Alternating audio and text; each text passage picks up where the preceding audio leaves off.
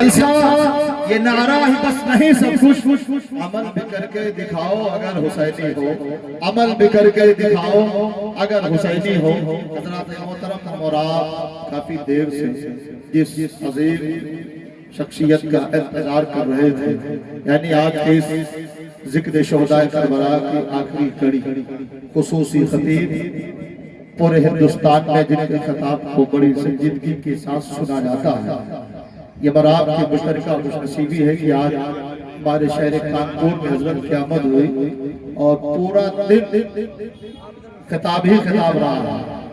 کہیں ظہر بعد، کہیں عصر بعد، کہیں مغرب بعد، عشاء کے بعد بولنے کے بعد میں پھر گال ٹیلی میں موجود ہے۔ یہ مولا حسین کا صدقہ ہے، قدر سبحان اللہ۔ یہ حسین کا صدقہ ہے کہ نہیں ہے کہ صبح سے لے کر اب وہ 1 بجنے والے ہیں، صرف 6 منٹ باقی ہیں۔ میں زیادہ وقت نہیں لوں گا، اس لیے بغیر کسی انتظار کے تمامی نوجوانوں کی دلوں کی دھڑکن مبلغ سلام حضرت علامہ مولانا صادق حسین رضوی صاحب اللہ جو اپنے پورے شان خطابت کے ساتھ کرسی خطابت پر جلوہ افروز ہے، آئیے ان کا استقبال کرنے۔ نعرہ تکبیر! پیچھے والے تو بالکل خاموش ہیں، دونوں ہاتھوں کو اٹھا کر پہلے کہ یا حسین!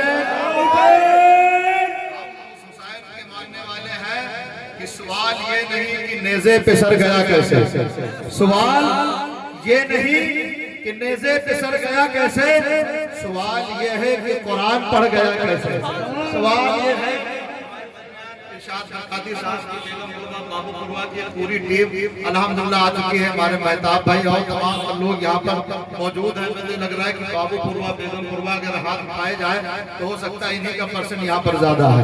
تو یہ مولا حسین کی محبت میں یہ شعر پڑھتا ہوں میں کہ سوال یہ نہیں کہ نیزے پہ سر گیا کیسے، سوال یہ نہیں کہ نیزے پہ سر گیا کیسے، سوال یہ ہے کہ قرآن پڑھ گیا کیسے۔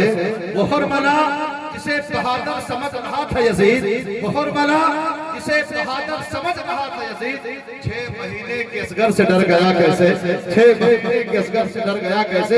آئیے حسینی مجاز کا استقبال کریں۔ نعرہ تکبیر! نعرہ رسالت! ذکر شہداء کربلا، اہل بیت مصطفیٰ، علماء اہل سنت، حضرت مولانا صادق حسین رضوی صاحب قبلہ، نعرہ تکبیر! نعرہ رسالت!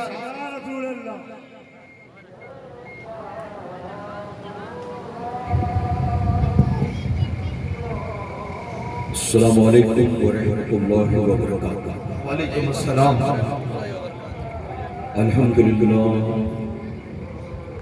الحمدللہ رب العالمین والعاقبۃ للمتقین والصلاة والسلام علی سید الانبیاء والمرسلین، اما بعد فاعوذ باللہ من الشیطان الرجیم، بسم اللہ الرحمن الرحیم۔ یا ایہا الذین آمنوا اتقوا اللہ وکونوا مع الصادقین، صدق اللہ مولانا العلی العظیم۔ باد توحید کے متوالوں، شمع رسالت کے پروانوں، نبی اور علی نبی سے محبت کرنے والوں، آئیے سب سے پہلے ہم اور آپ نہایت ہی ادب اور احترام کے ساتھ اپنے اور ساری کائنات کے مرکز عقیدت جناب محمد رسول اللہ صلی اللہ تعالی علیہ وسلم کی بارگاہ بے کس پناہ میں جس طرح سے میں آپ کو پڑھاؤں میرے ساتھ مل کر پورا مجمع با آواز بلند ہدیہ غلامی درود و سلام کے انداز میں پیش کر لیں۔ الصلاة والسلام علیک یا رسول اللہ، الصلاة والسلام علیک یا حبیب اللہ، الصلاة والسلام علیک یا نبی اللہ، الصلاة والسلام علیک یا نبی اللہ، وعلى آلك وأصحابك یا نور اللہ صلی اللہ تعالی علیہ وسلم۔ رب کعبہ کی بارگاہ میں دعا ہے، مولا حبیب صاحب الاولاد صلی اللہ تعالی علیہ وسلم کے صدقہ فیل ہم تمام حاضرین اور سامعین کو تو ماہ محرم الحرام کے فیوز و برکات سے بھرپور مالا مال فرما۔ میرے قریب اس نئے اسلامی سال کو دنیا بھر کے مسلمانوں کے لیے عزت اور کامیابی کے سال میں تبدیل فرما۔ اس وقت امت مسلمہ جہاں کہیں پریشان حال ہو، یہود و نصارہ کے ظلم و زیادتیوں کا شکار ہو، مولا تو سب کو اپنا حفظ و امان عطا فرما اور ہمیں کفار و مشرکین کے فتنوں سے ان کے شر سے محفوظ فرما۔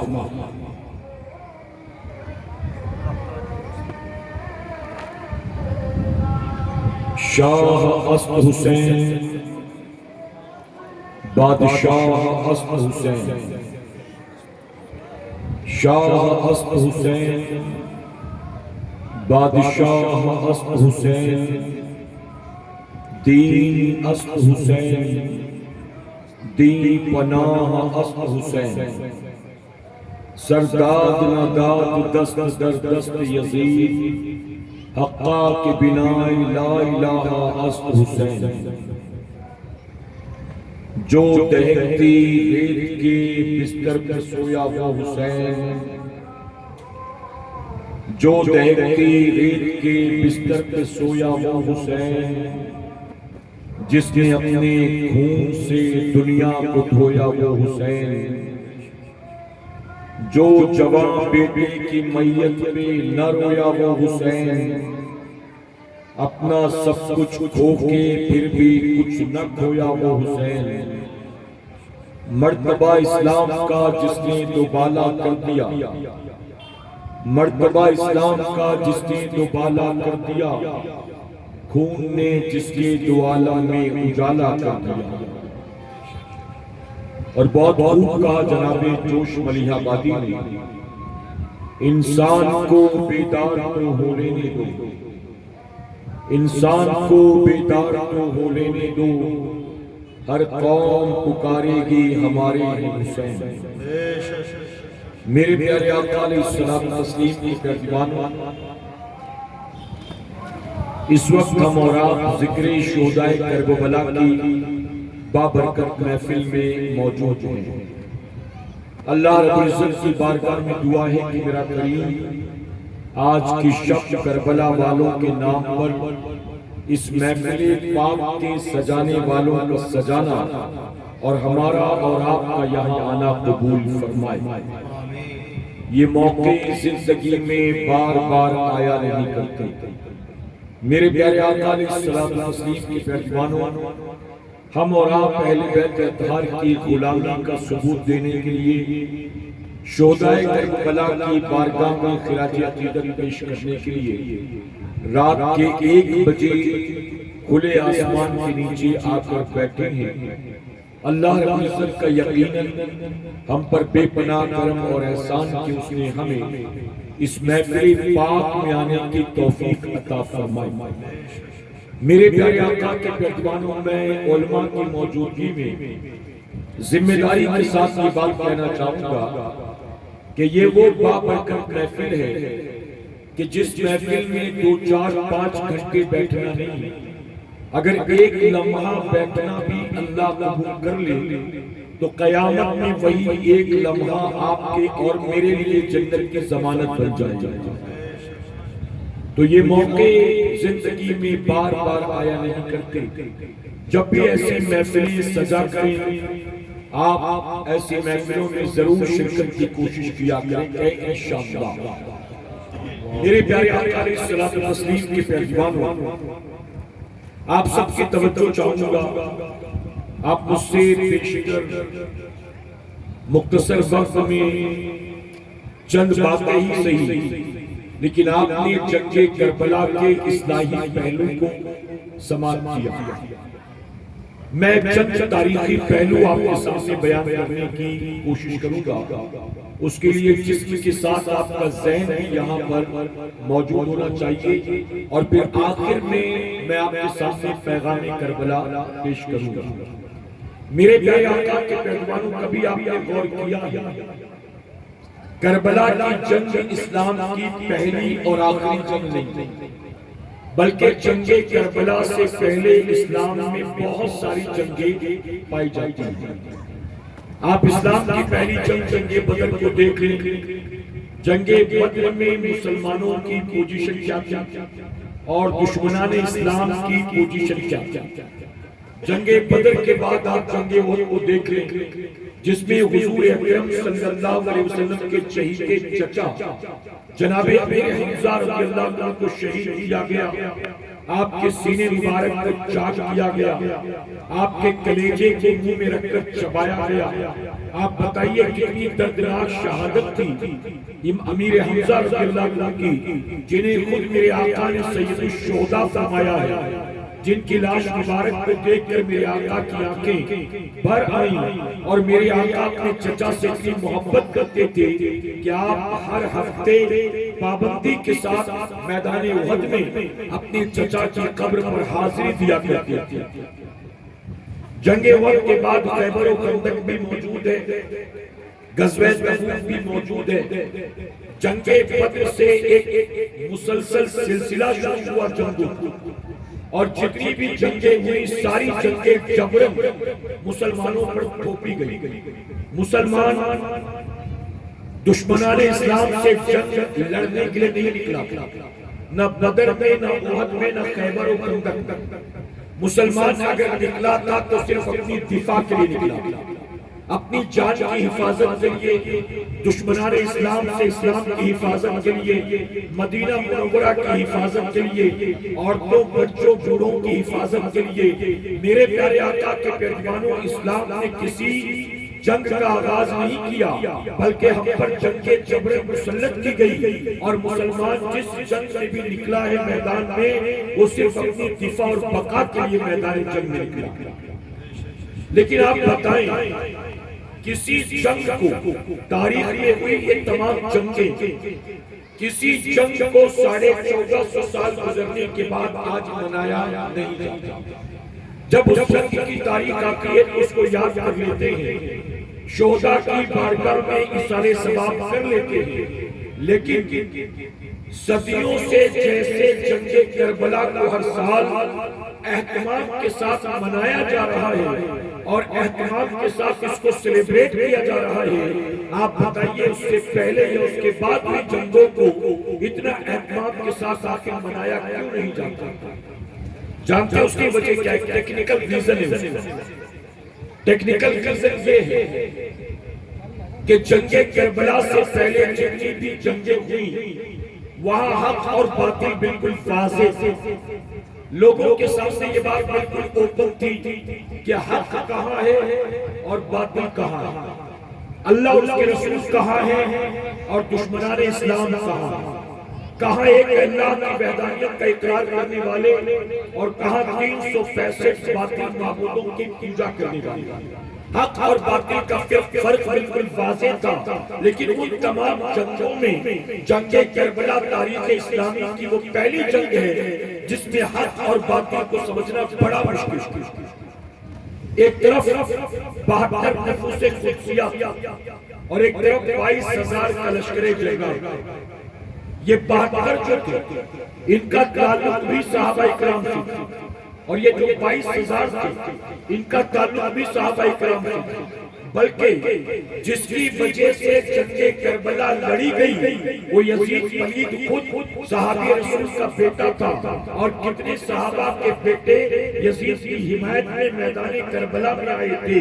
میرے پیارے آقا کے پیغمبروں، جو امام حسین کے ساتھ تھے وہ بھی کلمہ پڑھنے والے تھے، اور جو یزید پلید کے ساتھ تھے وہ بھی کلمہ پڑھنے والے تھے۔ اس طرف بھی داڑھی ٹوپی والے تھے، اس طرف بھی داڑھی ٹوپی والے تھے، اس طرف بھی صبح شام اذان کی آواز آتی تھی، اس طرف بھی صبح شام حی علی الصلاۃ حی علی الفلاح کی صدائیں آتی تھی، یہ لوگ بھی نماز فجر ادا کر رہے تھے، یہاں بھی نماز فجر کا اہتمام ہو رہا تھا۔ میرے پیارے آقا کے پیغمبروں، تو جنگ کربلا تاریخ اسلامی کی وہ پہلی جنگ ہے جہاں حق اور باطل کو سمجھنا بڑا مشکل تھا، اور میں بڑی ذمہ داری کے ساتھ کہوں گا، حق اور باطل کو 1450 سال پہلے سمجھنا صرف مشکل نہیں تھا، بلکہ آج تک بہت سارے لوگ کنفیوز ہیں، اور یہ کنفیوز لوگ آج بھی کہتے ہیں کہ یزید حق پر تھا معاذ اللہ، کربلا میں جو کچھ بھی ہوا یزید کا کوئی قصور نہیں تھا معاذ اللہ، ساری کی ساری غلطی امام حسین کی تھی معاذ اللہ۔ میرے پیارے آقا کے پیغمبروں،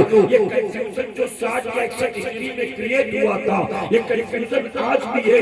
آج بھی بہت سے کلمہ پڑھنے والے، آج بھی بہت سے مسلمان کہلانے والے، آج بھی بہت سے داڑھی ٹوپی والے باقاعدہ یزید کی حمایت کرتے ہیں اور امام حسین پر بہتان لگاتے ہیں۔ ننھے علی اصغر کو شہید کیا گیا، قصور یزید کا نہیں تھا معاذ اللہ، قصور صرف امام حسین کا تھا۔ علی اکبر کو شہید کیا گیا، قصور امام حسین کا تھا معاذ اللہ۔ میرے پیارے آقا کے پیغمبروں، میں ہم خوش عقیدہ سنیوں سے کہتا ہوں، اے سنیوں اپنی قسمت پر ناز کرو، اگرچہ ہم صدیوں کے بعد پیدا ہوئے، اگرچہ فتنوں کے دور میں پیدا ہوئے، لیکن میرے کریم کا ہم پر بے پناہ کرم اور احسان ہے۔ اللہ نے ہمیں کنفیوز فرقوں میں پیدا نہیں کیا، اللہ نے ہمیں حق جماعت میں پیدا فرمایا۔ اور حق جماعت کون سی ہے؟ بریلی کے تاجدار فرماتے ہیں، اہل سنت کا ہے بیڑا پار اصحاب حضور، اہل سنت کا ہے بیڑا پار اصحاب حضور، نجم ہے اور نام ہے عطرت رسول اللہ۔ صحابہ آسمان کے ستاروں کی طرح اور اولاد رسول آل رسول اہل بیت کے اتحاد یہ کشتی نوح کی طرح، کشتی نوح کی طرح۔ آپ اگر کشتی میں سوار ہو، منزل پر پہنچنے کے لیے آپ کو ستاروں پر نظر رکھنی ہوگی، پھر ستاروں پر نظر رکھ کے آپ منزل پر نہیں پہنچ سکتے۔ تو رسول اللہ نے کہا میری اہل بیت کشتی نوح کی طرح ہے اور میرے صحابہ آسمان کے ستاروں کی طرح ہے۔ گویا میرے نبی نے بتا دیا تم کشتی نوح میں سوار ہو جاؤ، یعنی میری اہل بیت کے دامن سے وابستہ ہو جاؤ اور تم صحابہ پر نظر رکھو، اللہ تمہیں منزل تک پہنچائے گا۔ اور ہماری منزل کیا ہے؟ ہم خوش عقیدہ سنیوں کی منزل صرف اور صرف جنت ہے۔ میرے پیارے آقا کے پیغمبروں، آپ ایک لیمیٹڈ محدود دائرے میں رہتے ہیں، آپ کو دنیا کی خبر نہیں ہے۔ ایک فرقہ ہے جو پوری طاقت لگا کر یزید کو جنتی ثابت کرنے میں لگا ہوا، وہی فرقہ یزید کو معاذ اللہ امیر المؤمنین بھی کہتا تھا، وہی فرقہ یزید کو خلیفۃ المسلمین بھی کہتا تھا، وہی فرقہ یزید کو حق بھی کہتا تھا، بلکہ کہتا یزید کو اے گالیاں دینے والوں تم گالی کیوں دیتے؟ ثابت کر کے بتاؤ کیا یزید کربلا میں تھا؟ یزید نے تلوار اٹھایا تھا؟ یزید نے کوئی تیر چلایا تھا؟ تمہیں گالیاں دینا ہے تو شمش کو دو، ابن زیاد کو دو، تمہیں گالیاں دینا ہے تو حرملہ کو دو، وہ جو کربلا میں تھے اہل بیت کے خون سے جنہوں نے اپنے ہاتھوں کو رنگا تھا، تم انہیں ظالموں کو گالیاں دو، یزید کو گالیاں کیوں دیتے ہو؟ میرے پیارے آقا کے پیغمبروں، بلکہ یزید کو جنتی ثابت کرنے کے لیے یہ حدیث تک لا کر دکھاتے ہیں، حدیث تک لا کر سناتے ہیں۔ اور جانتے ہو میں ان سے کیا کہتا ہوں؟ میں کہتا ہوں تمہیں یزید کو جنتی ثابت کرنے کے لیے حدیثیں کڑ کڑ کر لانا پڑتا ہے۔ تم حدیثیں کڑ کر یزید کو جنتی بتاتے ہو اور ہمیں حدیث پڑھ کر حسین کو جنتی بتاتے ہو۔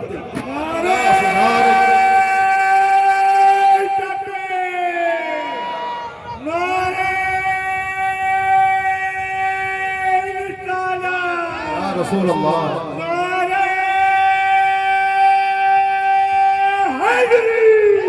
یزید کو تم جنتی کہتے ہو اور امام عالی مقام کو جنتی ہی نہیں، جنت کی سرداری انہوں نے عطا کیا جن کے صدقے میں رب نے جنت کو پیدا فرمایا، جنت کو پیدا کیا۔ جانتے ہو انہی باطل فرقے والوں نے کہا کربلا کی جنگ یہ 2 اربوں کے خون کی گرمی کا نتیجہ، 2 شہزادوں کے خون کی گرمی کا نتیجہ۔ ہم کہتے ہیں تم شہزادہ یزید کو کہتے ہو، معاذ اللہ یزید پلید کو تم شہزادہ سمجھتے ہو، ہم نام لیتے ہیں تو اسے یزید پلید کہتے ہیں۔ اگر ہم سنیوں کے لیے شہزادہ کوئی ہے تو صرف نواز رسول شہزادے ہیں، وہ شہزادے ہیں جنتی جوانوں کے سردار۔ یاد رکھنا، لوگ کہتے ہیں کربلا کی جنگ تخت و تاج کے لیے، کربلا کی جنگ اقتدار کے لیے، کربلا کی جنگ خلافت کے لیے۔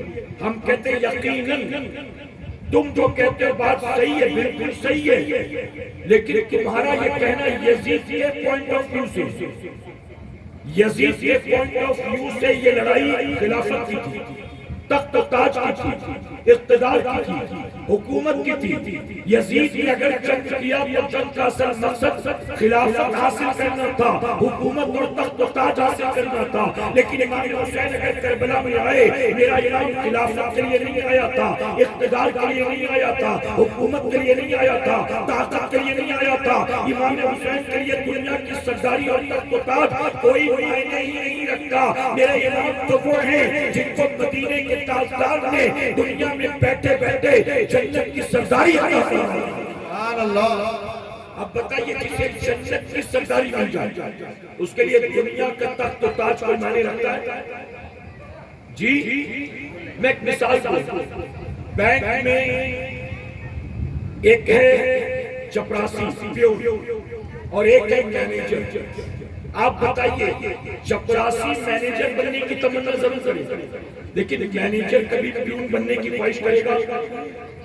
آپ کے علاقے کا پردھان ایک بار الیکشن لڑا، 2 بار الیکشن لگا، 3 بار الیکشن، 3 بار مسلسل الیکشن جیتنے کے بعد اب تمنا ہوگی کہ ایم ایل اے کا ٹکٹ مل جائے، کریکٹ ہے کہ نہیں؟ اب چاہے گا کہ ایم ایل اے کا ٹکٹ مل جائے، 2 بار ایم ایل اے جیت گیا، اب خواہش کرے گا کہ اب میں ایم پی بن جاؤں، ایم پی بننے کے بعد تمنا کرے گا اسٹیٹ گورنمنٹ میں منسٹری مل جائے، اسٹیٹ گورنمنٹ میں 2 گورنمنٹ میں منسٹر رہا، تمنا ہوگی کہ دلی پہنچ جاؤں۔ ہر آدمی آگے بڑھنے کی خواہش رکھتا ہے، کبھی ایم پی جو ہے ایم ایل اے بننے کی تمنا نہیں کرتا، ایم ایل اے گاؤں کا پردھان بننے کی خواہش نہیں کرتا، گاؤں کا پردھان سوشل ورکر بننے کی تمنا نہیں کرتا۔ ارے گیرج میں جو ہیلپر ہوتا ہے، ہیلپر میکینک بننے کی تو خواہش رکھتا ہے، میکینک ہیلپر بننے کی خواہش نہیں رکھتا۔ کارخانے میں جو ہیلپر ہے، ہیلپر ماسٹر بننے کی خواہش رکھتا ہے، لیکن ہیلپر بننے کی ماسٹر خواہش نہیں رکھتا۔ آدمی کو اونچا عہدہ مل جائے تو نیچے عہدے کی تمنا نہیں کرتا۔ ارے جسے جنت کی سرداری جنت کے مالک و مختار نے دے دیا ہو، اس کے لیے دنیا کا تخت و تاج کیا معنی رکھتا ہے؟ دنیا کے اقتدار، دنیا کی خلافت یزید کی یہ بہت بڑی چیز تھی، امام حسین کے لیے کوئی معنی نہیں رکھتی۔ میرے پیارے آقا کے پیغمبروں، آپ میرا جملہ یاد رکھیے گا اور زندگی بھر یاد رکھیے گا۔ مولانا صاحب جو کہہ رہے تھے انہی کی بات کو آپ کے سامنے دہراتا ہوں۔ یزید آیا تک تخت و تاج کے لیے، یزید آیا تک خلافت کے لیے، یزید آیا تک طاقت کے لیے، یزید آیا تک اقتدار کے لیے، یزید آیا تک حکومت کے لیے، اور میرے حسین کربلا میں آئے تھے نہ تخت و تاج و خلافت کے لیے، نہ اقتدار و حکومت و مال و دولت کے لیے۔ امام حسین کربلا میں آئے تھے، یزید آیا تھا خلافت کے لیے، حسین آئے تھے نانا کی شریعت کے لیے۔ تاریخ اٹھا کر دیکھیں، کسی بریلوی کی کتاب نہیں، تاریخ طبری اٹھاؤ، البدایہ والنہایہ اٹھاؤ، حافظ ابن کثیر کی کتاب جو شاگرد ہیں حافظ ابن تیمیہ کے، کوئی بریلوی نہیں، تاریخ لکھنے والوں کی کتاب اٹھا کر دیکھتے، یزید کا کچا چٹھا بیان کرتے، امام حسین کی سیرت پاک بیان کرتے، وہ خود لکھتے، بریلوی نہیں کہتے، یہ خود لکھتے ہیں کہ رات کا اندھیرا ہوتا تو یزید کے محل سے ڈھول ڈھولو کی آواز آتی تھی، یزید کے تلوار پر اپنے محل میں ڈھول بجانے والے، طبلہ بجانے والے، ہارمونیم بجانے والے، یعنی میوزیکل انسٹرومنٹس بجانے والوں کو یزید کے محل میں تنخواہ پر رکھتا تھا. ہر رات شراب شباب کباب کی محفل سجتی تھی. یزید پہلا مسلمان تھا جس نے چہرے سے داڑھی کو مڈایا تھا. یزید پہلا مسلمان تھا جو کلم کلم شراب پیتا تھا. یزید پہلا مسلمان تھا جو بے نمازی تھا. یزید جوا کھیلتا تھا. یزید زنا کرتا تھا. یزید بندروں کا ناچ دیکھتا تھا. یزید بھائی بہن کی شادی کو معاذ اللہ جائز قرار دیتا تھا. میرے پیارے آقا کے پیروکاروں، یہ تاریخ لکھنے والے تاریخ لکھتے ہیں کتاب میں، یزید کا پورا کچا چٹا لکھتے ہیں، بلکہ امام علی مقام کے بارے میں کہتے ہیں رات ہوتی تو یزید کے محل سے ڈھول گھنگرو طبلے کی آواز آتی تھی اور امام حسین کے کمرے سے رات کے اندھیرے میں قرآن کی تلاوت کی آواز آتی تھی. اور امام حسین اگر قرآن کی بات کی جائے تو میرے امام کو قرآن سے کتنا پیار تھا. امام حسین مدینے میں ہے، رات کے اندھیرے میں قرآن کی تلاوت کرتے. امام حسین وہاں سے نکلے مکہ معظمہ کے لیے، سفر میں بھی قرآن کی تلاوت کرتے.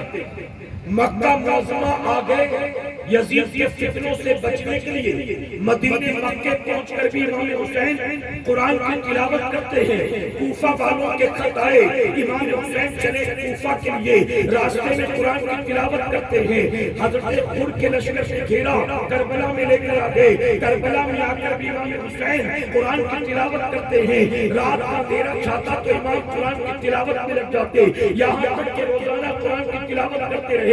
7 تاریخ کو پانی بند ہو گیا، قرآن کی تلاوت بند نہیں ہوئی. 8 تاریخ کو پانی بند رہا، قرآن کی تلاوت بند نہیں ہوئی. 9 تاریخ کو پانی بند رہا، قرآن کی تلاوت بند نہیں ہوئی. 10 تاریخ کو صبح جنگ کا آغاز ہوا، قرآن کی تلاوت بند نہیں ہوئی. یہاں تک کہ دوپہر ہوتے ہوتے امام علی مقام کو شہید کر دیا گیا. شہید کر کے آپ کے جسم مبارک پر گھوڑے دوڑائے گئے. آپ کے سر مبارک کو کاٹ کر جسم سے الگ کر دیا گیا. اے مسلمانوں، میرے امام کو قرآن کی تلاوت سے کتنا پیار تھا. مدینے میں ہے تو قرآن کی تلاوت کرتے ہیں، مکے میں ہے تو قرآن کی تلاوت کرتے ہیں، سفر میں ہے تو قرآن کی تلاوت کرتے ہیں، کربلا کے خیمے میں ہے تو قرآن کی تلاوت کرتے ہیں. 10 محرم کو یزیدیوں نے شہید کر کے آپ کے سر کو کاٹ کر نیزے پہ چڑھا دیا. حسین نیزے پہ چڑھ کر بھی قرآن کی تلاوت کرتے ہیں. نعرہ تکبیر، نعرہ ایک طرف یزید کو رکھو، ایک طرف امام حسین کو رکھو. تاریخ لکھنے والے لکھتے ہیں رات کا اندھیرا چھاتا. یزید شراب کے نشے میں ایسا دھت ہوتا، اذان فجر کے وقت اپنے بستر پر شراب کے نشے میں وہ دھت پڑا. یزید فجر کے وقت بستر پر شراب کے نشے میں دھت پڑا اور امام حسین فجر کے وقت اپنے کمرے سے نکل کر مسجد نبوی شریف میں آتے اور لوگوں کی امامت فرمایا کرتے. آپ بتائیے امام حسین جیسا یزید کے ہاتھ پر ہاتھ دیتا کیا یہ ہو سکتا تھا؟ میں آپ سے سوال پوچھتا ہوں. آج آپ جمعہ کی نماز پڑھنے جائیں اور اتفاق سے آپ دیکھیں کہ مصلی امامت پر جو آدمی کھڑا ہے وہ کلین شیو ہے.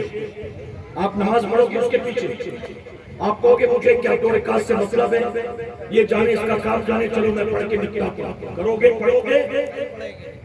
چند داڑھی والے کھڑے نہیں پڑھیں گے. داڑھی والے کو کیا کلین شیو بھی کلین شیو کے پیچھے نماز نہیں پڑھی. شریعت نے اس کی امامت کو جائز قرار نہیں کیا. فاسق کو فاجر، اس کی گواہی قبول نہیں، شریعت نے اس کی امامت قبول نہیں. آپ نماز پڑھنے کے لیے آئے، عید بقرہ عید، اور ایسا آدمی نماز پڑھانے کے لیے مصلی پر کھڑا ہے جو محلے کا مشہور شرابی ہے. آپ پڑھو گے اس کے پیچھے نماز، جس کا جواری ہونا مشہور ہے، آپ پیچھے اس کے نماز پڑھو گے. میرے پیارے آقا کے پیغمبر کو یاد رکھنا،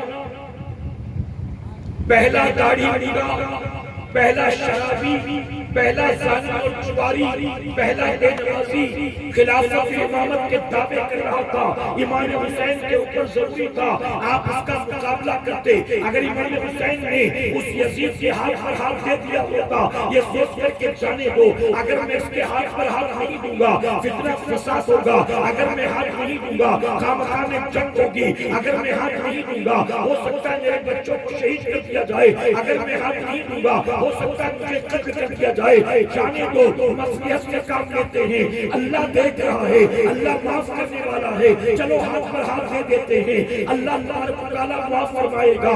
یاد رکھنا امام حسین نے اگر اس پہلے یزید کے ہاتھ میں ہاتھ دے دیا ہوتا اور یزید کی خلافت و امامت کو قبول کر لیا ہوتا دوستوں پہلے یزید کے بعد آج تک نہ جانے کتنے یزید پیدا ہوتے رہتے. اس لیے امام اس پہلے یزید کے مقابلے میں آ گئے. امام حسین اس پہلے یزید کے مقابلے میں آ کر قیامت تک کے آنے والے یزیدیوں کا آپ نے دروازہ بند کر دیا.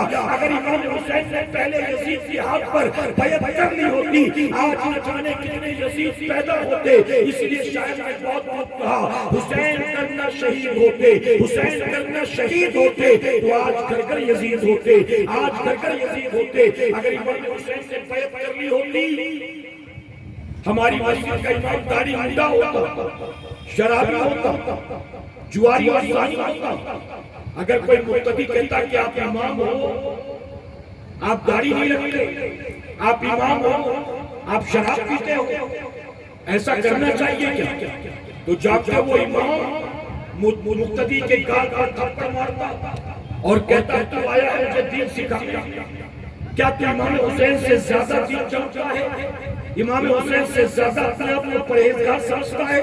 امام حسین سے زیادہ اپنے آپ کو دیندار سمجھتا ہے؟ جب حسین نے ایک داڑھی منڈے کے ہاتھ میں بیعت کر لی, فاسق و فاجر کے ہاتھ میں بیعت کر لی, تو میرے پیچھے نماز پڑھنے کو تیار کیا نہیں؟ حسین نے خلافت بھی قبول کی, حسین نے یزید کی امامت بھی قبول کی, پھر تو مجھے امام کیوں نہیں مانتا؟ یہی وجہ تھی کہ امام حسین یزید کے مقابلے میں آئے اور آپ قیامت تک آنے والے یزیدیوں کا دروازہ بند کر دیا. اب ایک اور سوال ہم سے کہا جاتا ہے سب لوگ بیعت کر رہے تھے, حسین بھی کر لیتے تو کیا جاتا؟ یہ کربلا میں جو کچھ ہوا نہ ہو, علی اکبر شہید نہ ہوتے, امام قاسم شہید نہ ہوتے, شہر بانوں بیوہ نہ ہوتے, ننی سکینہ کی گالیاں نہ اونچی جاتی, اہل بیت کے خیمے نہ جلائے جاتے, کیا ضرورت تھی؟ سب بیعت کر رہے تھے, حسین بھی بیعت کر لیتے تو کیا جاتا؟ میں کہتا ہوں تم ہم سے سوال پوچھتے ہو, حسینیوں سے سوال پوچھنے والوں, ارے جا کر اپنے امیر المومنین یزید ولی سے پوچھو. اگر تم کہتے ہو سارے بیعت کر رہے تھے, ایک حسین بھی کر لیتے تو کیا کیا جاتا؟ میں کہتا ہوں جا کر یزید ولی سے کیوں نہیں کہتے جب سب سے بیعت کر لی تھی ایک حسین نہ کرتے تو تیرا کیا جاتا؟ ایک حسین نہ کرتے تو تیرا کیا جاتا؟ وہ جانتا تھا حسین کی بیعت بے انتہا ضروری ہے. اس کی وجہ یہ ہے وہ بیعت تو گیا تھا جبرن کرسی پر, لیکن اس کا ضمیر اس کی غیرت کہہ رہی تھی تو حقدار نہیں ہے, حقدار ہے تو امام حسین ہے. اس کرسی کے حقدار ہے تو امام حسین, تو حقدار نہیں. اسی لیے اس نے کہا حسین کو کسی طرح سے ڈراؤ دھمکاؤ, کسی طرح سے حسین سے بیعت کرو. یزید جانتا تھا حسین بیعت کر لیں گے کوئی مخالفت نہیں کرے گا, کریکٹ ہے کہ نہیں؟ اگر امام حسین نے بیعت کر لی تو پھر کسی کی جرأت نہیں جو میری مخالفت کرے. اس لیے بسیط تھا کہ امام حسین سے کو بیعت کر, امام حسین سے. میرے امام نے بیعت کیوں نہیں کی؟ میرے امام نے آپ تھکے تو نہیں نا, بات سمجھ میں آ رہی ہے؟ امام حسین نے اپنے نانا کا زمانہ دیکھا تھا, امام حسین نے صدیق اکبر کا دور خلافت دیکھا تھا, امام حسین نے عمر فاروق اعظم سیدنا عثمان غنی اور مولا کائنات کا دور خلافت دیکھا تھا. امام حسین نے دیکھا کہ میرے نانا کے محراب و منبر پر, میرے نانا کے مصلی پر, میرے نانا کے بعد ابو بکر صدیق کھڑے تھے, ابو بکر صدیق رسول اللہ کے جانشار میرے نبی کو جیسا انہوں نے پایا اپنے آپ کو خود بھی انہی کے سانچے میں ڈھال لیا. صدیق اکبر کو دیکھا امام علی مقام نے کہ صدیق اکبر نانا کے نقش قدم پر ہے, سیرت بھی انہی کی طرح, اخلاق بھی انہی کی طرح, امامت بھی انہی کی طرح, لوگوں کے ساتھ عدل و انصاف کے معاملات بھی انہی کی طرح, حضور کی سنتوں پر عمل انہی کی طرح. جب صدیق اکبر کو دیکھا تو آپ نے دیکھا کہ وہ واقعی اس خلافت امامت کے قابل تھے, تو ان کی خلافت کو قبول کر لیا. صدیق اکبر کے بعد عمر بن خطاب کو دیکھا, ان کو بھی رسول اللہ کے نقش قدم پر دیکھا, انہی کی سیرت کے سانچے میں ڈھلا دیکھا تو ان کی بیعت کو قبول کر لیا. اس کے بعد عثمان غنی کو دیکھا, سچا عاشق رسول پایا. پھر اپنے بابا مولا علی کو دیکھا کہ میرے نانا کے بعد اس مسلح امامت و خلافت پر جو بھی کھڑا ہوا وہ نانا کی سنتوں کا عامل تھا, قرآن و سنت کا پیکر تھا. آپ نے اس کی بیعت کو قبول کر لیا. لیکن پہلی بار اسی محراب و منبر پر یزید قابض ہوا تھا, وہ چودھر اس پر جا کر کھڑا ہو گیا. امام حسین نے دیکھا اب تک جتنے آئے تھے اس مسلح امامت و خلافت پر وہ اس قابل تھے, لیکن آج ایک آدمی ایسا آ کر کھڑا ہو گیا جو اس کے قابل نہیں ہے, اس لیے امام مقابلے میں آ گئے. اور مسلمانوں سنو, سنیوں کی طرف سے جملہ سنیں, جس کی خلافت و امامت کو مولائے کائنات نے حسنین کریمین نے قبول کیا,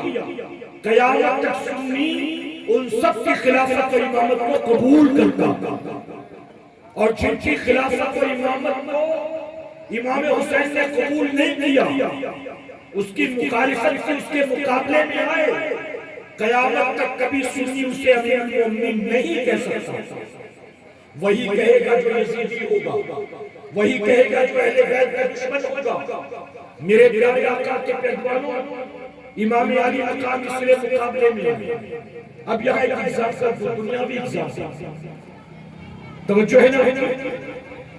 لوگ کہتے ہیں امام حسین آئے, یزید کے ساتھ تو 22,000 تھے, امام حسین کے ساتھ کتنے تھے سوائے 72 کے کوئی نہیں, صرف 72 لوگ تھے. جانتے اس کو اس کا جواب کیا؟ اس کا جواب ہم نے دیا, سن لے توجہ سے اس کا جواب کیا. اسلام اور امام حسین دونوں ایک ساتھ پروان چڑھ رہے تھے, دونوں کی پرورش رسول اللہ نے ایک ساتھ کیا. اسلام بھی پروان چڑھ رہا تھا, امام حسین بھی پروان چڑھ رہے تھے. ایک وقت ایسا ہے امام حسین نے دیکھا کہ اب اسلام کمزور ہو چکا, اسلام کو بچانے کی ضرورت ہے, اسلام کے رگوں میں خون کی ضرورت ہے. اگر اسلام کو بچایا نہ گیا, اسلام کی رگوں میں خون نہ دیا گیا تو اسلام ختم ہو جائے گا. یزید جیسے لوگ اسلام کو ختم کرنے کی سازشیں کر رہے ہیں, تو امام حسین کے مقابلے میں آئے. اپنے آپ کو سوال پوچھتا ہوں, ایک آدمی اگر اس کا ایکسیڈنٹ ہو جائے یا ایک آدمی کا آپریشن ہو اور ڈاکٹر کہے کہ اس کو بلڈ چڑھانا ہوگا, اب بتائیے جو اس کا بلڈ گروپ ہوگا اسی بلڈ گروپ کے اعتبار سے اس کو بلڈ دیا جائے گا, یا ہر تک چلتے آدمی کا بلڈ اس کو دے دیا جائے گا. اس کو خون کی ضرورت تو ہے, لیکن خون ہر کسی کا نہیں دیا جائے گا. جس سے بلڈ گروپ میچ ہوتا ہوگا اسی کا بلڈ گروپ دیا جائے گا. اگر کسی کا بھی دے دیا تو جان بچانا مشکل ہو جائے گا, اور جس کا بلڈ گروپ میچ ہوتا ہے اس کا دیں گے تو وہ توانا ہو جائے گا, طاقتور ہو جائے گا, اس کی زندگی محفوظ ہو جائے گی. امام علی مقام کا دیکھا نانا کے دنیا سے پردہ کرنے کے بعد ایک وقت ایسا آیا کہ اسلام کو خون کی ضرورت ہے. اگر اسلام کو خون نہ دیا گیا تو اسلام ہمیشہ کے لیے ختم ہو جائے گا. اب امام حسین نے دیکھنا شروع کیا کس کس کا بلڈ گروپ اسلام کے بلڈ گروپ سے میچ ہوتا ہے. آپ نے امام قاسم کو بلا لیا, عباس علمبردار کو بلا لیا, آپ نے نبی علی اصغر کو اٹھا لیا, آپ نے علی اکبر کو اٹھا لیا, آپ نے انہوں محمد کو لے لیا. جس جس کا بلڈ گروپ میچ ہوتا تھا ایسے 72 لوگوں کو لے کر کربلا کے میدان میں آ گئے. ایک ایک اسلام کو خون دینا شروع کیا, ایک ایک اسلام کو خون دینا شروع کیا.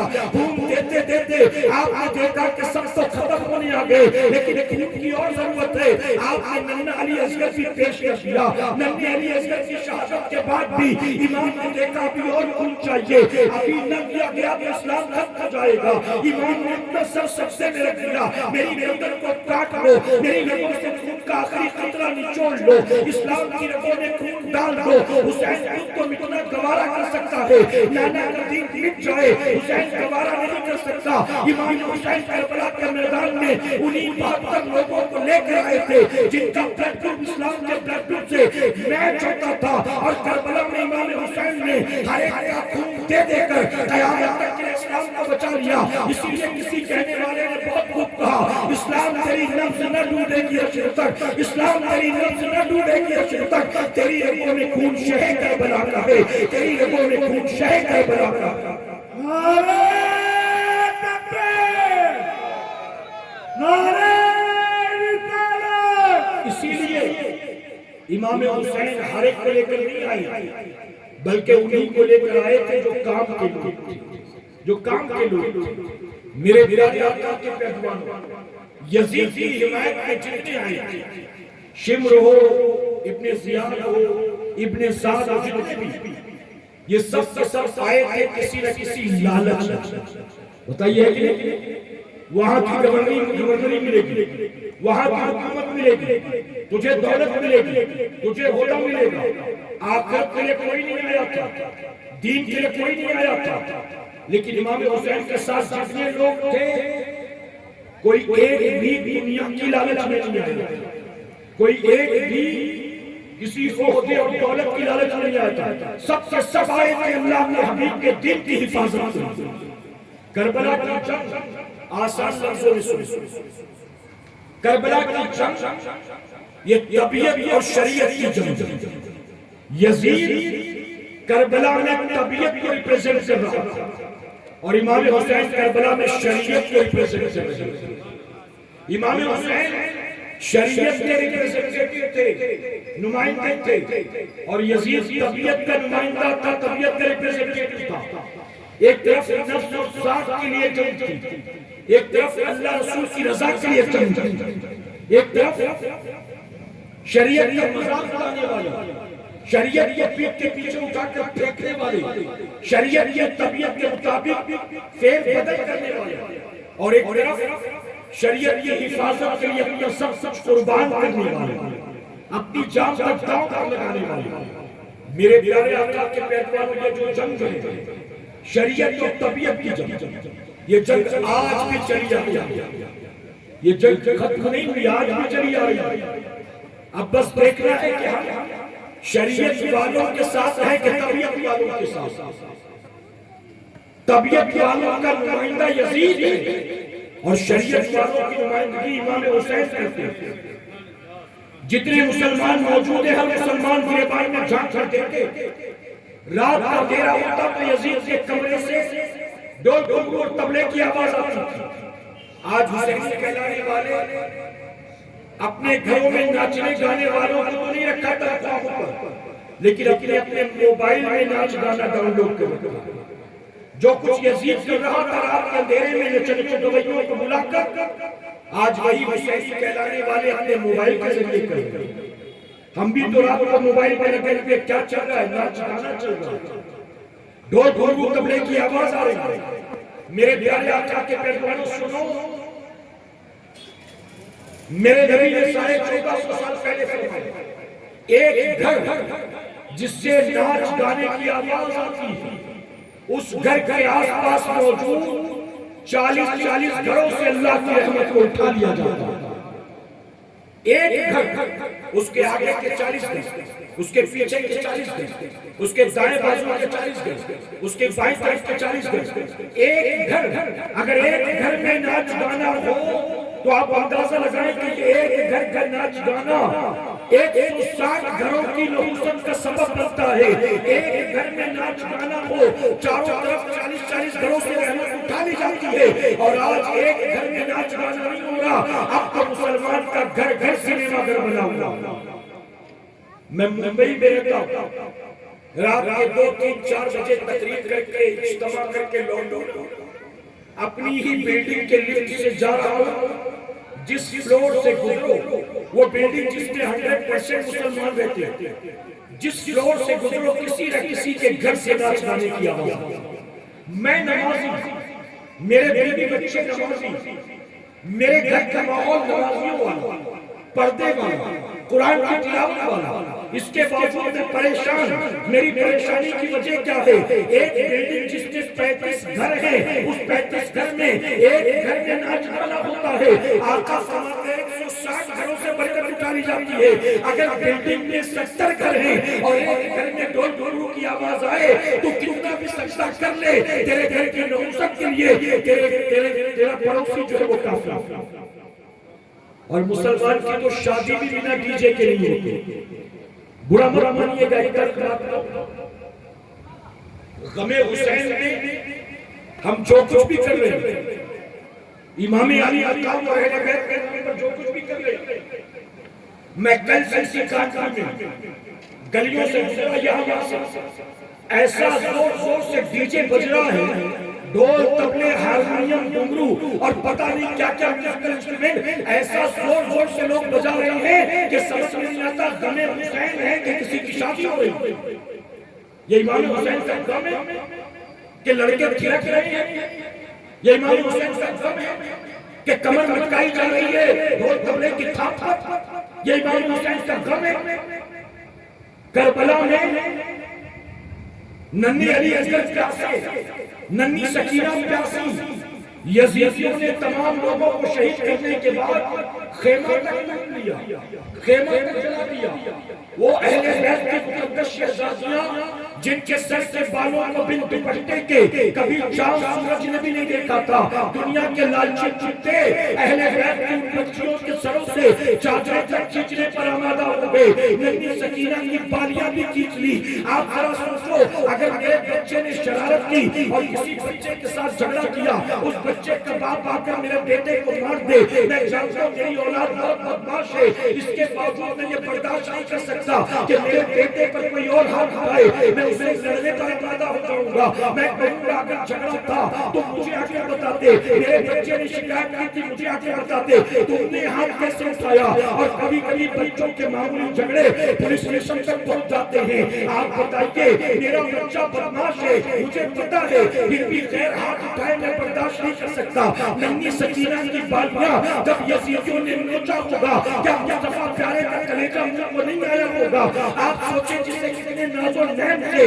اللہ کے نواز، اللہ کے حبیب کے نوازے نے امام علی مقام نے جسے پالا تھا، اس بچی کی کان سے بالیاں نوچی گئی، ان کے گھر کی بیویوں کے سروں سے چادریں چھینی گئی۔ ایسے سارے مدینہ کے مہمانوں اہل بیت کے ساتھ کربلا میں ظلم ہوتا ہے اور تم انٹرٹینمنٹ کے نام پر ڈی جے بجاتے ہو۔ یہ جتنے ڈی جے بجتے ہیں تھوڑی دیر کے لیے کھڑے ہو جاؤ، آپ کو زمین دھڑکتی بھی جو ہے زمین کانپتی بھی دکھائی دے گی، آپ کو ایسا لگے گا زمین کانپ رہی ہے۔ آپ تھوڑی دیر کبھی محسوس کرنا کھڑے ہو کر، میں دنیا کے جوانوں سے کہتا ہوں، ڈی جے بجانے والوں سے کہتا ہوں، کمر بٹکانے والوں سے کہتا ہوں، تم جو کچھ بھی کر رہے کر لو، تم زمین پر پیر پٹک کے چلو، زمین اونچ نہیں کہے گی، تم اس پر فاوڑا اڑان چلاؤ، زمین اونچ نہیں کہے گی، اس پر کود و چھلانگ لگاؤ، زمین اونچ نہیں کہے گی، اس پر تم ڈی جے بجاؤ، زمین اونچ نہیں کہے گی، اس پر تم راگ لگاؤ، زمین اونچ نہیں کہے گی۔ لیکن جب مرنے کے بعد اسی زمین کے حوالے کیے جاؤ گے تو جو زمین کیا کہے گی؟ آقا نے 1450 سال پہلے فرمایا،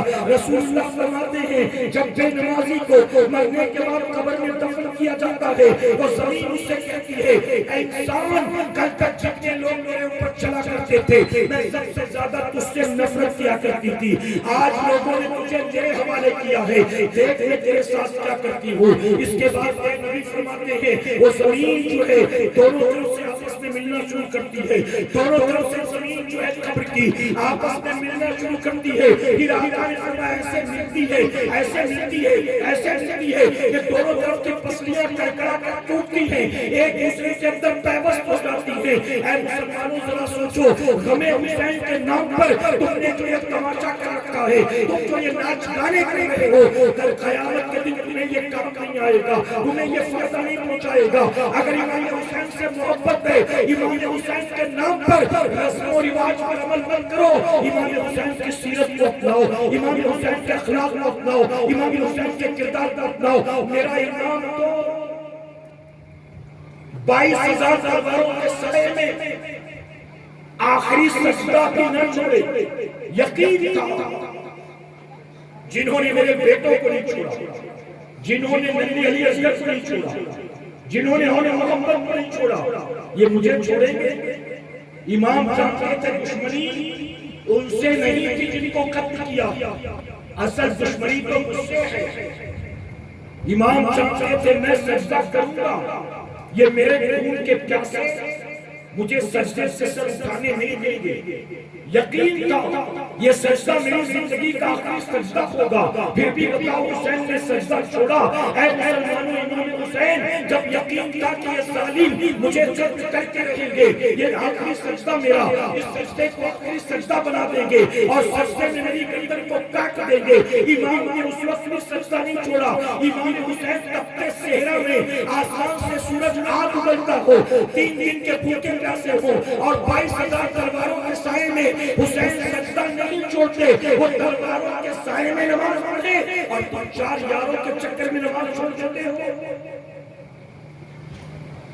اگر میں پوچھوں امام حسین کے نام پر جتنے لوگ جمع ہوتے، میلے میں، جلوس میں جتنی بھیڑ اکٹھا ہوتی، اگر میں ان سب سے پوچھوں اے امام حسین کی محبت میں آنے والے ہزاروں، ذرا دل پر ہاتھ رکھ کر اللہ کو حاضر ناظر مان کر جواب دو، تم نے فجر کی نماز آخری بار کب پڑھی؟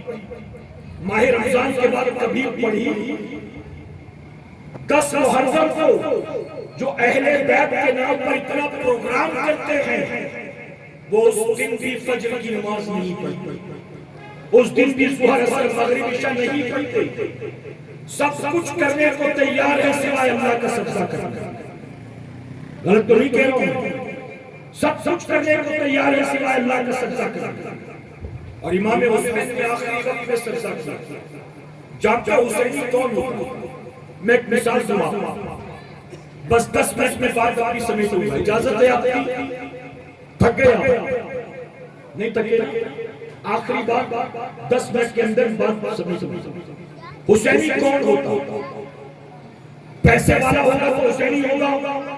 جی حسینی کہلانے کے لیے کالے کپڑے پہننا ضروری ہے؟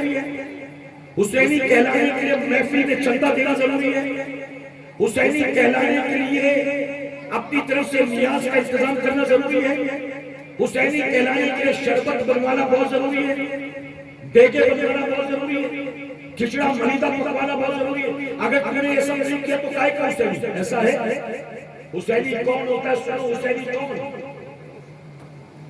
3 دن سے پانی بند، 9 تاریخ کو یزیدی جنگ پر آمادہ تھا، کسی بھی صورت میں چاہتے تھے کہ بس یار ختم کرو، جو کچھ ہم سے کرنا تھا کر لیا، پھر بھی یہ ماننے کو تیار نہیں۔ ہم نے پانی بند کر دیا، بچے پیاسے ہیں، عورتیں پیاسی، پھر بھی یہ بیعت پر تیار نہیں۔ انہوں نے بہت پریشانی کی، لیکن امام حسین نہیں مانے۔ آخرکار جنگ پر آمادہ ہوتا تو جانتے امام حسین نے کیا کہا؟ امام حسین نے کہا مجھے 1 رات کی مہلت دے، بس 1 رات، اس کے بعد تمہاری مرضی جو چاہے گی، 1 رات رک جاؤ۔ یزیدیوں نے کہا چلو ٹھیک ہے، کوئی بات، جہاں اتنے دن سب کیا ہے، ہو سکتا ہے بیوی بچوں سے بات کریں، دوستوں سے، مریدوں سے، رفقا سے بات کریں، اور ہو سکتا ہے کہ صبح بیعت کے لیے تیار۔ چلو کوئی بات نہیں، 1 رات دے دیتے۔ وہ رات کون سی تھی؟ اسے شب عاشور کہتے ہیں، 10 محرم کی رات، عاشورہ کی رات، 9 کا دن گزر گیا، مغرب کے بعد 10 تاریخ لگ گئی، رات کا اندھیرا چھایا۔ امام حسین اپنے ساتھیوں کے خیمے میں، 72 ساتھی، اس میں بھائی بھتیجے بھی، بھانجے بھی، بیٹے بھی، مریدین بھی، غلام بھی، رفقا بھی، 72 لوگ خیمے میں تھے۔ امام حسین آئے خیمے میں، آ کے کہتے میرے ساتھیوں، تم نے جو کچھ بھی میرے لیے کیا نا، میں وعدہ کرتا ہوں قیامت میں نانا کی بارگاہ میں تمہاری سفارش کروں گا اور گواہی دوں گا کہ تم نے میرے لیے بہت قربانی کی. کچھ مدینے سے چلے کچھ مکہ معظمہ سے چلے. امام حسین نے کہا تم نے جو کچھ میرے لیے کیا نا بہت کر لیا. میری وجہ سے تم مدینے سے چلے, میری وجہ سے تم مکے سے چلے, میری وجہ سے تم کربلا کے تخت صحرا میں آ گئے, میری وجہ سے تم 3 دن سے بھوکے پیاسے ہو.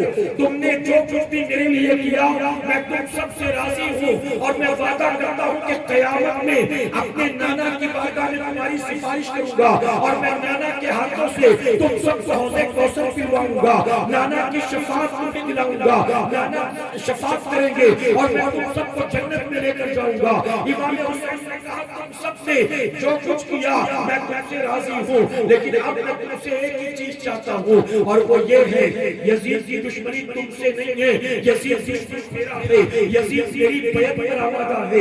یزید چاہتا ہے کہ میں اس سے بیعت کر لوں اور میں کسی صورت میں بھی اس سے بیعت نہیں کروں گا. نتیجہ کیا ہوگا جب کل صبح ہوگی تو صبح جنگ شروع ہو جائے گی, تیر تلوار چلائے جائیں گے.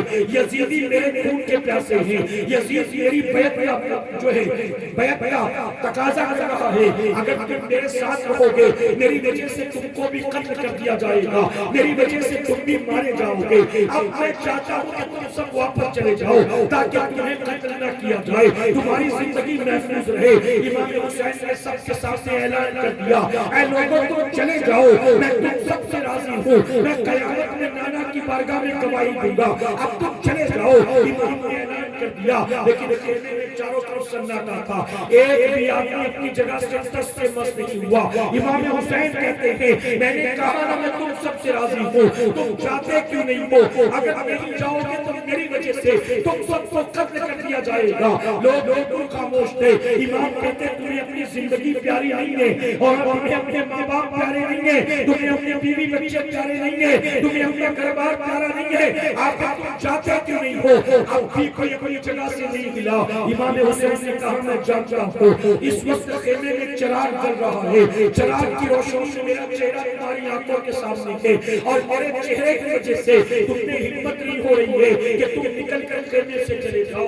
کوئی بات نہیں, میں اندھیرا کر دیتا ہوں, میں چراغ کی لو کو دھیما کر دیتا ہوں, اندھیرا کر دوں گا, اندھیرے کا فائدہ اٹھا کر تم چلے جاؤ, مجھے تم سے کوئی شکایت نہیں ہے. یہ کہہ کے امام حسین نے خیمے میں چلنے والے چراغ کی لو کو دھیما کر دیا. اب خیمے میں چاروں طرف اندھیرا اور سناٹا چھا گیا. ایسا اندھیرا کہ ہاتھ بہت سجائی نہیں دیتا. کچھ دیر تک اندھیرا رہا, اس کے بعد امام حسین نے پھر سے چراغ کی لو کو تیز کیا. چراغ کی لو کو تیز کیا تو دیکھ کر حیران, اندھیرا کرنے سے پہلے جو ساتھی جہاں کھڑا تھا دوبارہ اجالا کرنے پر وہ ساتھی وہیں پر موجود تھا. کوئی اپنی جگہ سے ایک انچ بھی نہیں ہلا. امام حسین نے کہا تم جاتے کیوں نہیں ہو؟ میں کیسے سمجھاؤں تمہیں تم جاتے کیوں نہیں؟ تمہیں اپنی بیویاں پیاری نہیں, تمہیں اپنے بچے پیارے نہیں, تمہیں اپنے ماں باپ پیارے نہیں, تمہیں اپنی زندگی اور جان پیاری نہیں, تمہیں اپنا گھر بار پیارا نہیں, آخر تم جاتے کیوں نہیں ہو؟ جب امام نے یوں للکارا تو جا کر سارے ساتھی گردن کو جھکا کر ایک آواز ہو کر کہتے ہیں اے امام آپ نے کیا سوچا تھا؟ ہم آپ کو کربلا پہنچانے نہیں ہیں. آپ نے کیا سوچا تھا ہم یزیدیوں کے مقابلے آپ کو اکیلے چھوڑ کر چلے جائیں گے؟ اے امام ہم کربلا آپ کو پہنچانے نہیں آئے تھے, ہم آپ کے ساتھ آئے تھے آپ کے نانا کے دین پر اپنی جان قربان کرنے کے لیے. آپ ہم سے پوچھتے ہیں ہمیں کیا جان پیاری نہیں ہے, ہمیں کیا ماں باپ پیارے نہیں ہیں, ہمیں کیا بیوی بچے پیارے نہیں ہیں؟ اے امام سن لے, یقیناً ہم سب جان بھی پیاری ہے, ماں باپ بھی پیارے ہیں, گھر بار بھی پیارا ہے, بیوی بچے بھی پیارے ہیں, لیکن ساتھ ہی یہ بھی سن لے ان سب سے پیار ہے لیکن سب سے زیادہ ہمیں نواز رسول سے پیار ہے, اللہ کے حبیب کے, اللہ کے حبیب کے نواز حسین سے پیار ہے. اے امام آپ نے کیا سمجھا ہم واپس چلے جائیں گے؟ نہیں نہیں, اے امام جب صبح کا سورج نمودار ہوگا دنیا دیکھے گی, آسمان کے فرشتے دیکھیں گے, کربلا کے ذرات دیکھیں گے, آپ بھی اپنی آنکھوں سے دیکھنا. جب تک ہمارے جسم میں خون کا آخری قطرہ باقی رہے گا, جب تک ہماری سانسیں چلتی رہیں گی, جب تک دل دھڑکتا رہے گا, جب تک جسم سے روح کا رشتہ جڑا رہے گا, ہم آپ پر آج نہیں نہیں آنے دیں گے، ایک ایک کر کے اپنی گردن کٹائیں گے، تب جا کر یزیدیوں کو آپ کو مقابلے میں آنے دیں گے۔ اور اے مسلمانوں، کربلا کی تاریخ شاہد ہے، ہر تاریخ لکھنے والے نے یہی لکھا کہ جتنے آئے تھے امام حسین کے ساتھ سب نے پہلے اپنی جانیں قربان کی ہے، آخر میں امام حسین کا نمبر آیا ہے۔ آپ بتاؤ حسینی وہ تھے کہ حسینی ہم ہیں؟ ڈھول دھموے والے حسینی، رسم و رواج والے حسینی، لنگر چادر گاگر والے حسینی، صرف تعزیہ اور علم اٹھانے والے حسینی؟ حسینی وہ تھے جو 3 دن کے بھوکے پیاسے رہ کر امام کے قدموں پر جان قربان کرنے پر آمادا، اور ہم حسینی ہیں، ایک وقت کی نماز پڑھنے کو تیار نہیں، اور ہم سے بڑا عشق رسول کوئی نہیں، ہم سے بڑا حسینی کوئی نہیں۔ اپنے بوڑھے ماں باپ کو آنکھ دکھائیں، گالی دیں، اور ہم سے بڑا حسینی کوئی نہیں۔ گلی محلے کی کسی کی بیٹی، کسی کی بہو ہماری آنکھ سے زبان سے محفوظ نہیں، اور ہم سے بڑا حسینی کوئی نہیں۔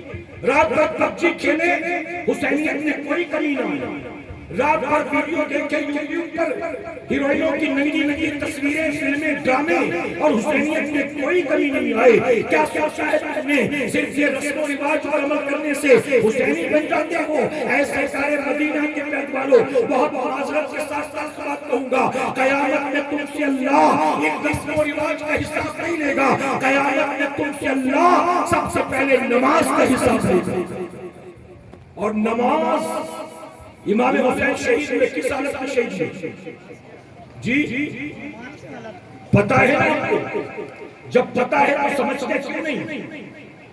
امام نے سجدے میں سر کٹا کر قیامت تک آنے والے مسلمانوں کو بتایا، مسلمانوں دیکھو، حسین خیمے میں شہید نہیں ہوئے، حسین گھوڑے پر شہید نہیں ہوئے، حسین بستر پر شہید نہیں ہوئے، حسین بیوی بچوں کے بیچ بیٹھے شہید نہیں ہوئے، حسین دوستوں میں بیٹھ کر کہکہے لگاتے ہوئے شہید نہیں ہوئے، حسین دسترخوان پر کھاتے کھاتے شہید نہیں ہوئے، حسین پیری مریدی کرتے کرتے شہید نہیں ہوئے، حسین نذرانے لیتے لیتے شہید نہیں ہوئے، حسین شہید ہوئے حالت سجدہ میں۔ حسین نے سجدے میں سر کٹا کے بتایا، اے قیامت تک آنے والے حسین سے محبت کرنے کا دعویٰ کرنے والوں، اگر تم مجھ سے پیار کرتے ہو تو دیکھ لو کہ مجھے کس سے پیار ہے، اگر تم حسین سے پیار کرتے ہو تو دیکھو حسین کو نانا کی آنکھوں کی ٹھنڈک نماز سے محبت، تو تم بھی نماز سے محبت کرو۔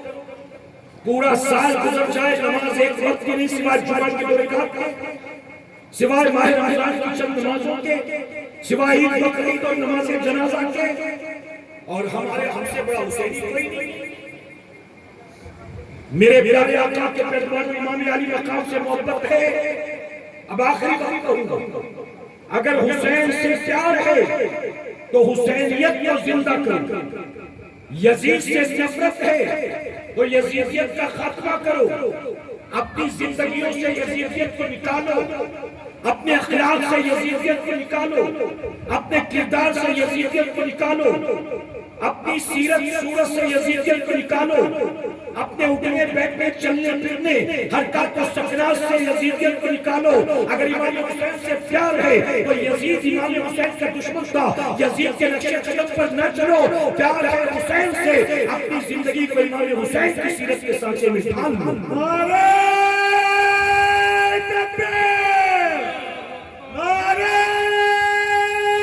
رسالت، داماد پیغمبر، زہرا کے جوہر، حسنین کے بابا، کعبے کا کعبہ، نعرہ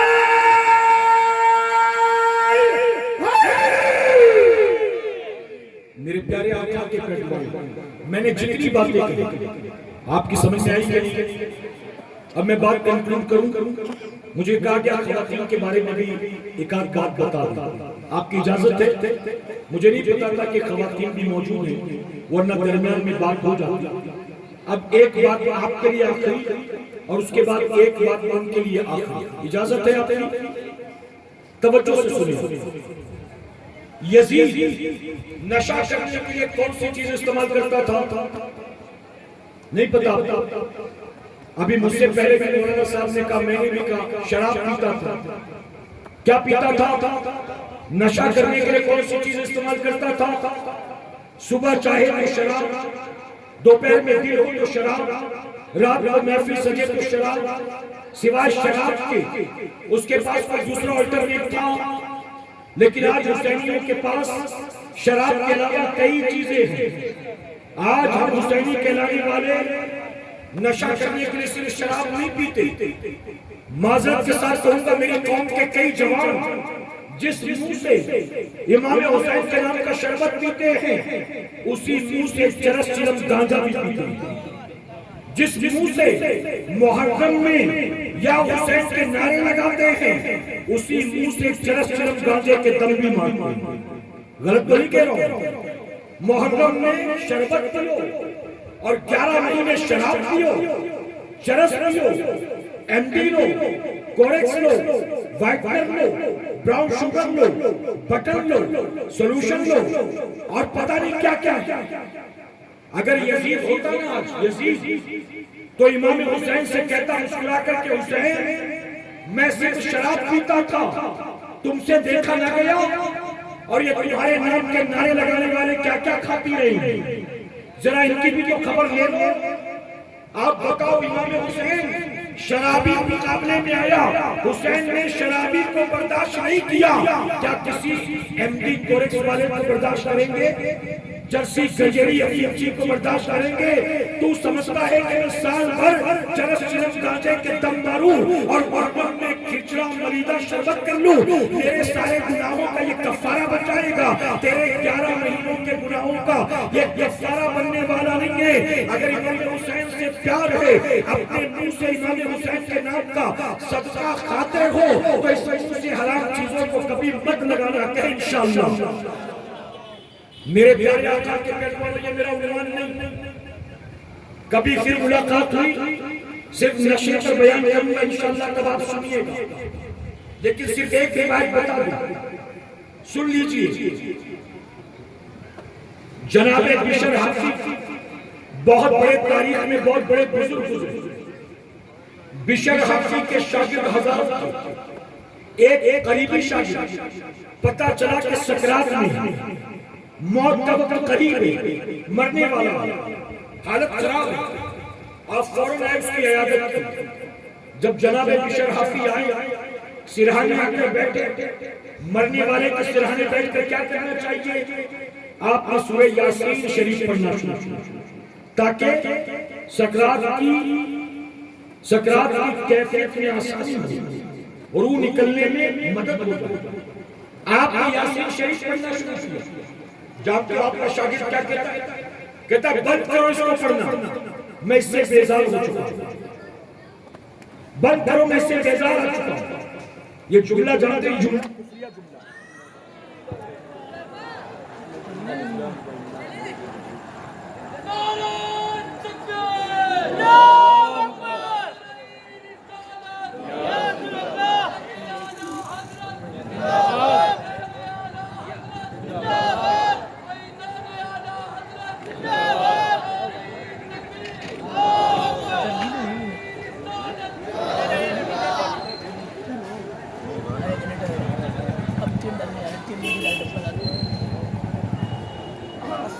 والسلام علیکہ یا رسول اللہ، الصلاۃ والسلام علیکہ یا حبیب اللہ، الصلاۃ والسلام علیکہ یا نبی اللہ، الصلاۃ والسلام علیکہ یا محبوب اللہ، الصلاۃ والسلام علیکہ یا رسول اللہ۔ میرے پیارے آقا کے پیغمبر میں سے کہا تھا، اس بندے نے کہا یاسین شریف پڑھنا بند کرو، میں اس سے بیزاری کا اظہار کرتا ہوں۔ اور یہ جملہ یہ فریاد جملہ، یعنی اگر کوئی مسلمان یہ کہے تو اسلام سے خارج ہو جائے۔ جناب بشر حافظ تڑپ اٹھے کہ آخر یہ کیا کہہ رہا ہے؟ پھر آپ نے سنا شاید تکلیف یہ ہوگی، سکرات کی تکلیف زیادہ ہوگی۔ آپ نے یاسین شریف پڑھ کر کلمہ پڑھنا شروع کر دیا، جب آپ نے کلمہ پڑھنا شروع کر دیا تو جانتے ہو کیا کہتا ہے؟ کہتا ہے بند کرو اس کو، میں اس سے بیزار آ چکا ہوں۔ معذ آپ بھی کہیں معذ اللہ، یعنی اللہ کی پناہ۔ آپ سمجھ گئے ہمیں اس کی پکڑ کر لی، اب یہ گیا چپ چاپ اٹھے، کسی سے کچھ نہیں کہا، اپنے گھر چلے، گھر جا کر کمرہ بند کر کے رونے لگے کہ میرا قریبی تھا، میرا شاگرد تھا، پھر پتہ نہیں کیوں پکڑ لیا گیا، رونے لگے۔ تھوڑی دیر کے بعد خبر آئی کہ اس کا انتقال ہو گیا۔ آپ نے کسی کو کچھ نہیں بتایا، لوگوں نے سمجھا مسلمان مرا، لوگوں نے کچھ نہیں دیا، کفن پہنایا، نماز جنازہ پڑھائی گئی، اس کے بعد لے جا کر لوگوں نے دفن کر دیا۔ آپ نے کسی سے کچھ نہیں کہا، آپ اپنے کمرے میں زاروں تکا روتے رہے، دعائیں کرتے رہے، روتے 40 دن گزر گئے۔ 40 دن کے بعد وہ خواب میں آیا، خواب میں آیا تو حال کیا تھا؟ اس کے جسم کے اوپر ڈامبر کا لباس، کارکول کا لباس، ڈامبر کا لباس پہنا کر اس کو جہنم کی آگ میں الٹا پلٹا جا رہا ہے۔